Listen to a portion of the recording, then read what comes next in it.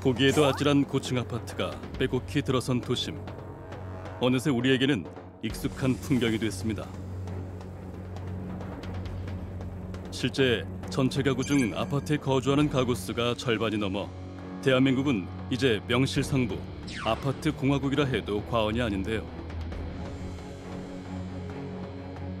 편리한 생활은 물론 투자 가치로서의 기대감까지 더해 아파트에 대한 수요는 나날이 증가하는 추세입니다.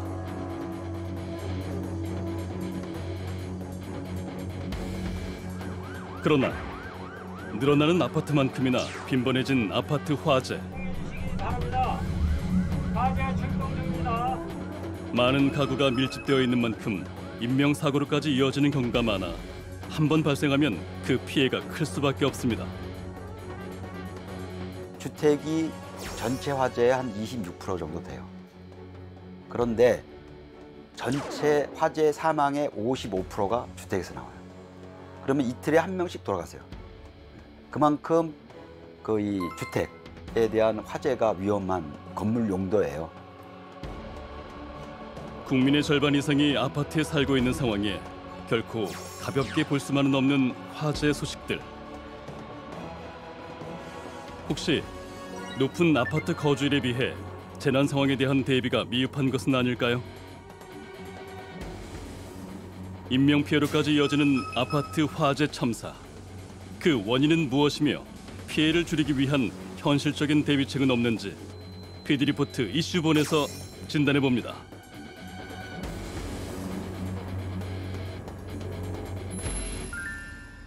서울시 도봉구의 한 아파트 단지. 추운 겨울 비닐로 얼기설기 막아놓은 발코니가 눈에 띕니다. 이곳은 지난 12월 화재가 발생했던 아파트로 취재진이 찾았을 땐 이미 한 달의 시간이 지난 시점. 화재 폐기물 수거 문구와 아직 아파트 현관에 놓인 추모 꽃다발이 그날의 참상을 말해주고 있었습니다. 차가 와도 몰랐지 우리는. 그럼 새벽에 막 소방차 오고 시끄럽긴 난리가 했었나 났지. 봐요. 그럼요. 난리가 우리 났지. 다 끄고 안 돼서 알았어요. 크리스마스는 아침에 그랬죠. 그러니까.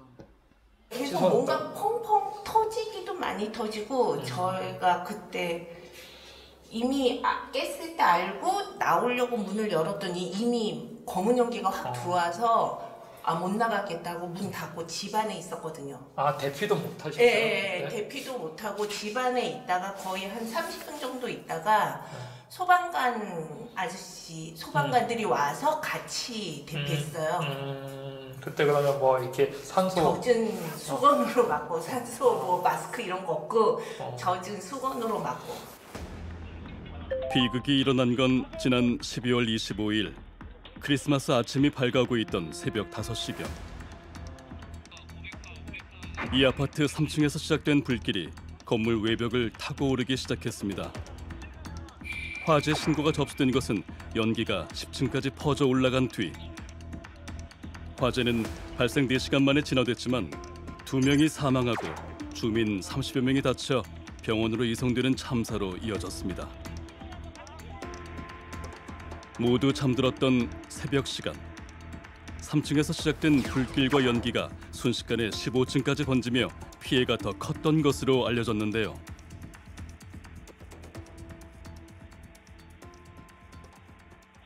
저희 집에서는 화재 경보나 방송을 일찍 못 들었었거든요.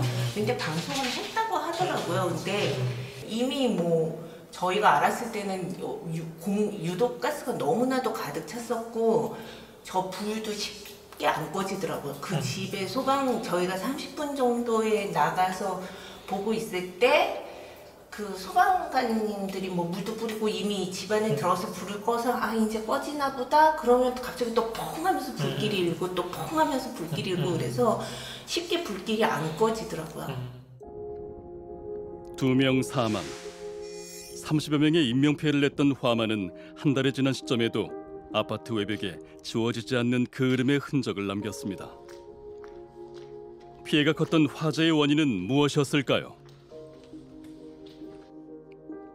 현장 조사 결과 3층에서 버린 담배꽁초에서 불이 시작됐을 가능성이 높은 것으로 알려졌는데요. 처음 불길이 시작됐던 3층 내부는 전소한 상황.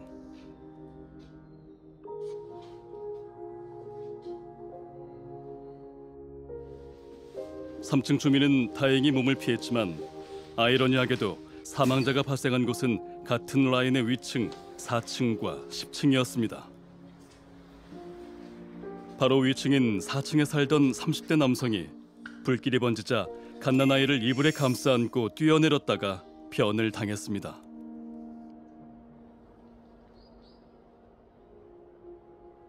좁은 데 살다가 아기가 하나 더 태어나니까 좀 넓은 데로 온 건데 늦게서 알은 거예요. 204동 마주보고 있어도 몰랐다는 거야. 우리 아들이랑 같은 학원에 다녔던 애기 아빠가 같이 학원에 다녔던 동생이더라고요. 예, 그러니까는 더 안타까워서 여기 가서 조화도 갖다 놓고 며칠 동안. 예. 또 한 명의 사망자가 발생한 곳은 같은 라인의 10층. 최초로 화재 신고를 했던 것으로 알려진 30대 남성 임모 씨였습니다. 가족들을 먼저 대피시킨 후 마지막으로 집을 나섰다가 연기에 질식해 계단에서 발견된 것으로 알려졌는데요. 3층인 저층에서 발생했던 화재. 이렇게 고층까지 피해가 컸던 이유는 과연 무엇이었을까요? 발코니 확장으로 가연물이 앞에 쌓여 있으니까 옛날에 확장 안 했을 때보다는 불이 훨씬 더 위층으로 빠르게 전파가 되는 거죠. 연돌 효과라는 얘기를 제가 들어봤거든요. 연돌 효과가 뭔지 좀 설명 좀 해주세요. 연돌 효과라는 거는 이제 그 이 압력 차에 의해서 그 이 연기가 위로 빠르게 올라가고 그다음에 뭐 문이 안 닫히거나 이런 거를 연돌 효과라고 하는데 사람들이 그 이 문을 열 때도 압력이 없어서 못 여는 거예요. 그러니까 탈출하고 싶어도 못 탈출하게 되는 거죠. 이제 그런 것들이 이제 굴뚝 효과거든요. 계단 방화문 다 열어놓잖아요, 그죠? 계단은 그 층에서 한 군데만 방화문을 열어놓게 되면 그 이 압력이 깨져가지고 그 이 효과가 없어요. 그리고 한 군데서 열어놓게 되면 그걸 통해 연기가 또 다 들어와요. 추운 겨울, 내부와 외부에 발생하는 온도차에 의해 따뜻한 공기는 상승하고 찬 공기가 밑에서 유입되며 불길이 빠르게 확산되는 것을 연돌 효과라고 합니다. 도봉구 아파트 화재의 피해가 컸던 것은 발화 지점인 3층의 주민이 연기를 빼기 위해 열어둔 현관문, 그리고 부주의로 열려있던 방화문이 연돌 효과를 촉진시키는 역할을 했기 때문입니다. 그날따라 유독 그 출입문이 열려 있었고 또 이제 복도로 나가는 그런 비상구 계단들이 열려 있었기 때문에 복도에 계단실에 연돌 효과가 있어서 저희 같은 경우는 또 재연 댐파라는 게 없습니다. 그러니까 재연 댐파를 하면 연기를 막을 수 있는 바람을 쏘아줘야 되는데 그런 구조가 아니다 보니 그게 옥상으로 점점 올라갈수록 높을수록 연돌 효과는 더 기대가 상승이 되기 때문에 그렇게 해서 아마 화재가 좀 심했고요. 연돌 효과로 유독가스를 포함한 연기가 상승하는 속도는 1초에 3에서 5m. 사람이 연기보다 빨리 대피하기는 불가능합니다. 연기는 3초에서 5초면 아파트 6층까지 올라가지만 사람은 평균 1분 30초가 걸리는 겁니다. 100m를 20초 만에 가는 거예요, 연기가. 그럼 20초면 여기 계신 분들 100m 20초에 못 드실걸요? 그냥 연기만 있는 게 아니라 그 안에 온갖 이 세상에서 알고 있는 온갖 안 좋은 가스는 다 들어가 있고 한 온도는 한 60도, 70도 정도 되고 자 사람이 살 수 있는 한계 온도가 60도, 70도예요. 그 온도가 되고 거기에 껌댕이들, 미연소된 껌댕이들, 시커먼 거 그런 거 있죠. 그거를 마시고 그다음 안 보이고 하는데 어떻게 100m를 20초에 뛸 수 있어요? 불가능한 거예요. 뜨겁죠, 껌댕이 있죠, 앞 안 보이죠, 그 다음에 유독성 가스들 잔뜩 들어가 있죠. 그러니까 연기가 위험한 게 단순히 우리가 생각하는 그런 연기가 아니라 그러한 것들이 모두 포함되어 있기 때문에 연기가 위험한 거예요. 문제는 이렇게 인명피해까지 발생하는 아파트 화재가 반복되고 있다는 사실. 지난 1월 군포의 15층짜리 아파트 9층에서 불이 나 거동이 불편한 50대 남성이 대피하지 못하고 끝내 숨지는 사고가 발생했습니다. 그 외에도 이번 겨울 부산, 서울, 수원 등 인명피해를 낳은 아파트 화재는 꾸준히 이어졌는데요. 그런데 이들 아파트에는 한 가지 공통점이 있었습니다. 바로 준공 20년 이상 된 노후 아파트였다는 점입니다. 의정부 대범 그린 아파트 발생하고 난 다음에 이제 스프링클러 설치 기준이 6층인가 11층으로 바뀌었습니다. 이상 되면은 전부 다 설치를 했끔. 근데 그게 한 20년 정도 전이죠. 근데 이제 그 이전에 지어진 아파트 같은 경우는 스프링클러 없는 아파트들이 많아요. 그러니까 그 현존하는 소방 설비 중에 신뢰성이 가장 높은 게 스프링클러예요. 초기 화재에 대한 그 제어 효과가 엄청 좋은 거거든요. 근데 이제 옛날 아파트들은 그런 것들이 없죠. 그 다음에 관리가 안 된다 그러면 스스로 끌 수 있는 소화기, 그 다음에 옥내 소화전, 비상벨 이런 것들이 제 기능을 못하는 경우들이 생겨요. 그리고 방화문 같은 경우가 오래된 방화문 같은 경우는 틀어지기 때문에 이게 제대로 또 닫히지 않는 그런 영향들이 있고요.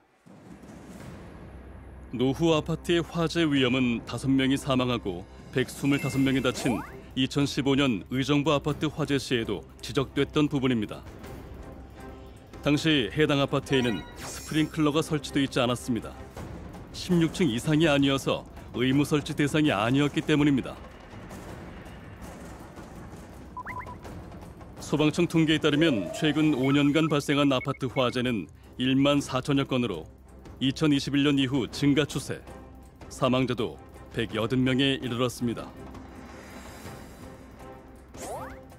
사망 원인으로는 연기 흡입과 화상, 그리고 대피 과정에서 밖으로 뛰어내린 경우가 많았는데요.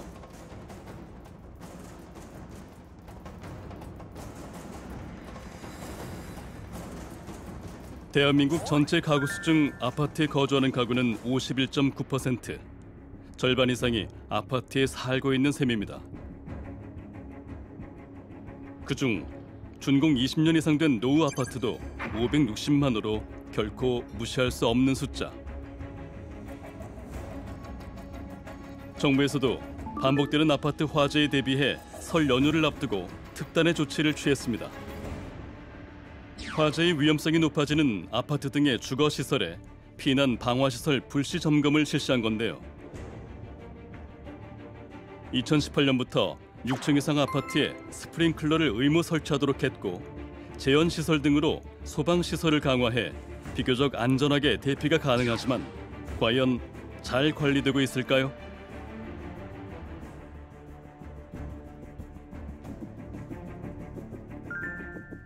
(2017년에) 준공돼 비교적 오래되지 않은 아파트의 소방시설 불시 점검에 취재진이 함께 동행해봤습니다. 규정대로라면 전층의 스프링클러는 물론 주택 건설 기준에 따라 화재에 대비한 출입문 자동 개폐 장치 등이 설치되어 있는 곳입니다.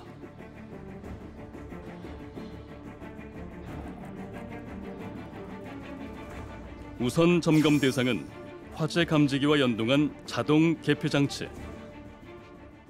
이건 수동 발신기로서 임의로 화재 신호를 주는 겁니다. 이제 수동으로 주는 방법은 발신기하고 감지기가 있는데 감지기는 이제 높은 곳에 달려 있으니까 저희가 좀 쉬운 방법으로 수동 발신기를 이용해서 재원 설비하고 방화문하고 창문 개폐 장치가 자동으로 동작하는지 그걸 실험하겠습니다. 예, 화재 신호 발신했습니다. 자동 개폐 장치는 화재로 인한 연기 또는 온도를 감지해 방화문 등이 자동으로 닫히는 구조로 불꽃과 연기의 확산을 막아 대피를 돕기 위한 것입니다.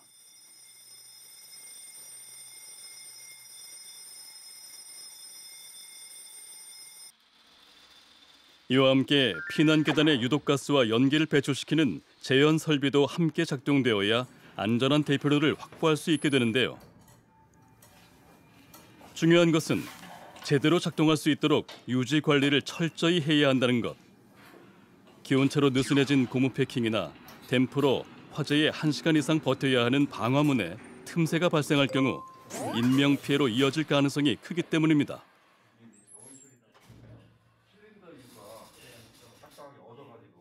방화문은 피난 시에 가장 중요한 시설이어가지고 주기적으로 점검 좀 해주시고 유지 관리 좀 잘 부탁드리겠습니다. 예, 알겠습니다. 아파트 옥상 역시 불이 났을 때 대피 시설로 분류되어 있기 때문에 소방법상 열어놔야 합니다. 하지만 범죄 등의 우려로 2016년부터 자동 개폐 장치가 의무화됐는데요. 집상 출입문 자동 개폐 장치입니다. 보이시는 것처럼 이런 거고요. 이쪽으로 나가시면 되겠습니다. 지금은 이제 화재 신호가 없어갖고 지금 락킹이 돼 있는데요. 평상시에 화재 신호가 발생이 되면은 이 자동으로 이게 락킹 상태가 풀리면서 누구나 쉽게 옥상으로 대피할 수 있는 그런 설비입니다.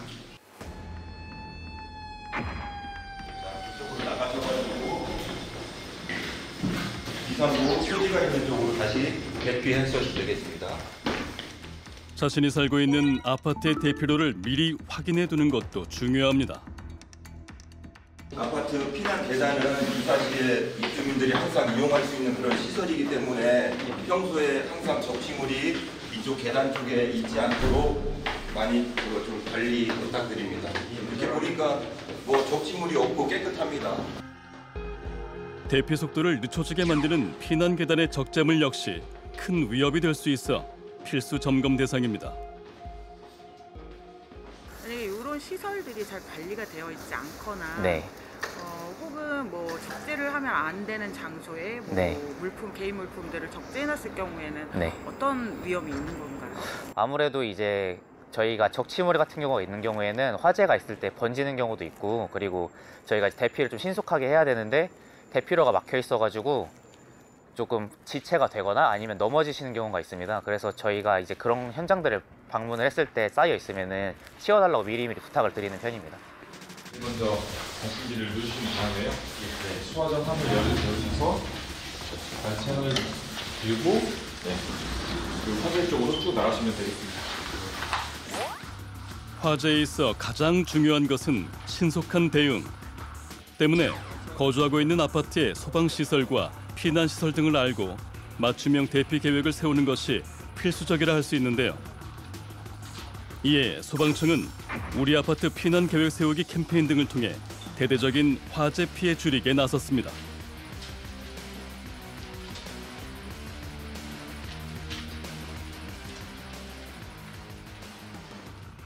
저희가 아무래도 대부분 주거 형태가 아파트다 보니까 화재 피해가 있으면 아파트가 주로 보도가 되는 경우이긴 한데요. 아무래도 소방시설이나 아니면은 시스템적으로 조금 체계적으로 관리를 하고 있으므로 아파트가 오히려 화재는 조금 더 안전하다고 볼 수 있습니다. 최근 화재 시 신속한 대응이 얼마나 중요한지 보여주는 사례가 있었습니다.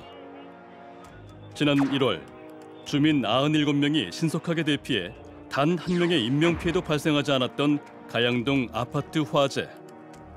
다친 사람 없이 진화될 수 있었던 것은 주민들의 대처 덕분이었습니다. 화재가 발생하자 위층의 주민은 재빨리 이웃집의 문을 두드려 화재 사실을 알렸습니다. 불난 집의 거주자는 현관문을 닫고 대피해 연기와 불길이 번지는 것을 막을 수 있었는데요. 화재 사실을 빨리 알리고 현관문을 닫았던 작은 행동이 피해를 줄이는 데 얼마나 도움이 됐을까요? 지난 1월 18일 부산에서 아파트 화재 대피에 대한 실험이 진행됐습니다. 철거 예정인 4층 빌라에 실제로 불을 낸 뒤 현관문을 열어두었을 때와 닫았을 때 화염과 연기가 어떻게 번지며 대피 시 어떤 영향을 미치는지 알아보기 위한 실험이었는데요.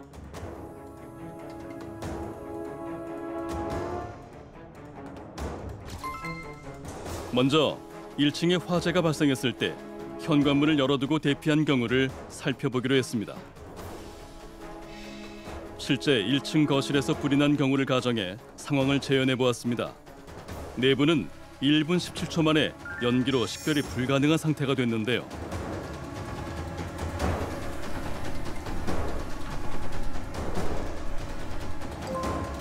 이런 상황에 거주자가 현관문을 열어놓고 대피했다면 같은 시간 1층 계단은 불과 1분 22초 만에 검은 연기로 뒤덮여 대피가 불가능해졌습니다. 2층 계단 역시 1층 거실에서 점화 후 1분 2초가 지난 시점부터 검은 연기가 차오르기 시작합니다. 1분 37초가 흐른 시점엔 앞이 보이지 않을 만큼 연기로 가득 찼습니다. 1층 거실에서 불이 시작된 후 3층은 2분 10초, 4층까지는 3분 8초 만에 연기가 차올랐는데요. 대피는커녕 위층의 주민들이 화재를 인식하기에도 부족한 시간입니다.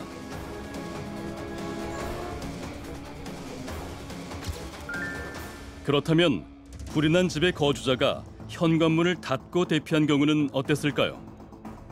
같은 조건으로 1층 거실에서 불이 시작됐다는 가정을 해보았습니다.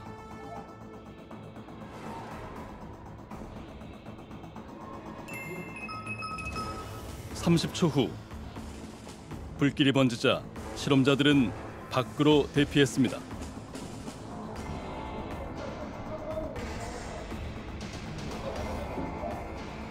내부에 불길이 번지는 것을 확인한 후 현관문을 굳게 닫았을 때 결과는 어떨까요?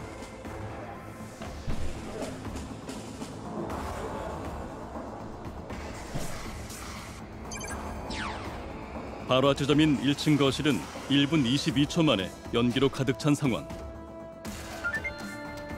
하지만 같은 시각 닫힌 현관문 틈으로는 아주 소량의 연기가 나올 뿐 8분 40초가 지난 시점까지 계단으로 연기가 퍼지는 모습은 볼 수 없었는데요. 다른 층으로는 연기 유입이 없다는 이야기입니다.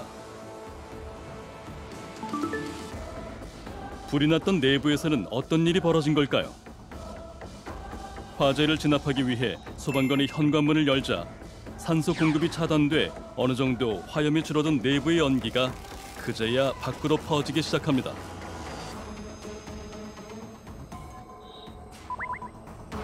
발화 지점에 현관문을 열어두었을 때 대피가 불가능할 정도로 연기가 확산됐다면 현관문을 닫고 대피한 경우 8분 40초의 시간을 벌 수 있었던 것입니다.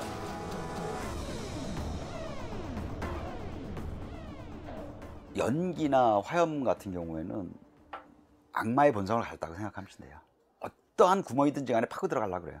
어떠한 데든지 삐지고 나오려고 그래요. 근데 방화문을 연다는 거는 계단으로 나온다는 거고, 연기가. 계단은 그 동 전체 사람들의 피난로가 되는 건데 계단이 막히는 거죠. 연기 때문에.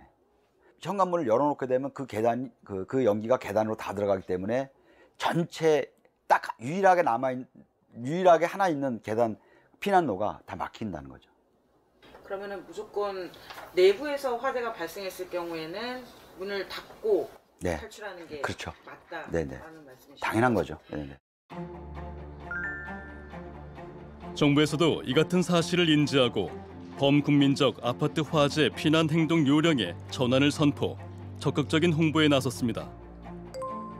지난 1월 지역의 아파트 관련자들이 모두 모인 충북의 한 소방서. 공동주택 화재가 많이 발생해서 계속 인명피해가 나고 있잖아요. 이날의 핵심 교육은 지난 11월부터 달라진 대피 요령에 대한 내용이었습니다.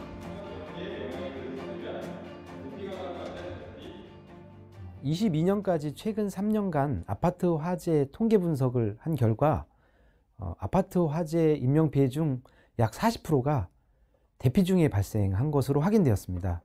또한 지난해 3월 수원의 한 아파트에서 1층에서 발생한 화재로 계단실에 연기가 확산되었고, 오히려 집안에서 대기하는 편이 안전할 수 있었던 10층 거주자가 계단실로 대피하면서 연기로 인해 질식하는 사고가 있었습니다.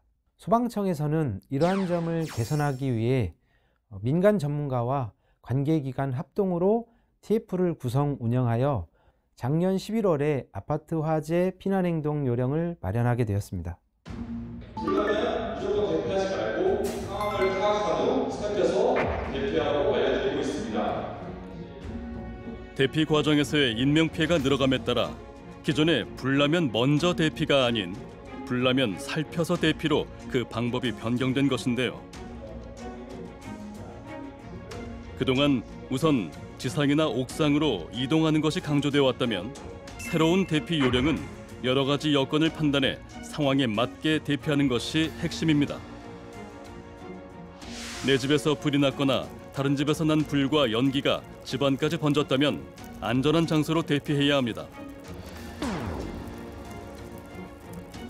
그러나 내 집에 영향이 없다면 현관문을 닫아 불과 연기를 차단하고 젖은 수건으로 틈새를 막은 후 구조를 기다리는 것이 안전할 수 있다는 것. 물론 대피 요령도 중요하지만 화재가 발생하면 피해가 컸던 노후 아파트의 피난 방화 시설, 스프링클러 등의 소방 설비에 대한 구조적인 보완책도 시급한 상황인데요. 반가운 소식은 아파트가 가장 많이 밀집되어 있는 서울 도심의 노후 아파트부터 차츰 피난 소방 설비에 대한 확충이 이루어지고 있다는 겁니다.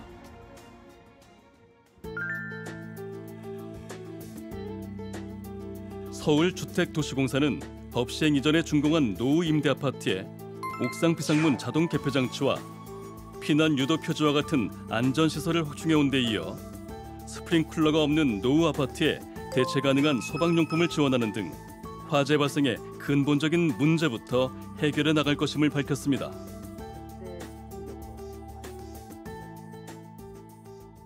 저희가 준비하고 있는 화재 예방 종합 대책은 고령자, 보행약자 등 취약계층이 많고 스프링클러 설비가 없는 아파트를 중심으로 우선 추진할 예정이며 소방 전문가가 세대를 직접 방문하여 화재 취약 요인을 점검하고 해소하는 등 화재 발생의 근본적 문제부터 해결할 계획입니다.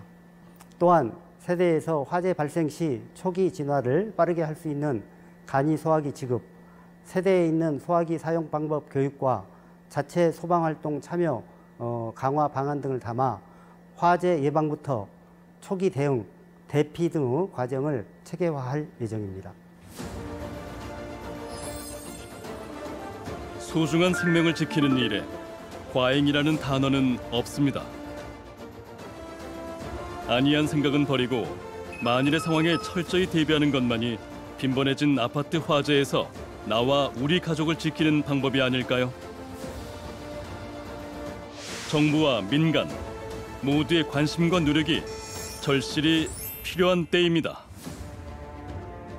인식 개선이 가장 먼저 필요해요. 우리 집에도 불이 날 수 있겠구나. 그다음에 우리 집에 불 나게 되면 어떻게 해야 될 거냐. 그런 정도에 대한 인식과 사고와 그다음에 관리만 된다 그러면 지금에 있는 화재, 아파트 화재에 대한 것들의 많은 부분들이 인명피해를 저감시킬 수 있습니다.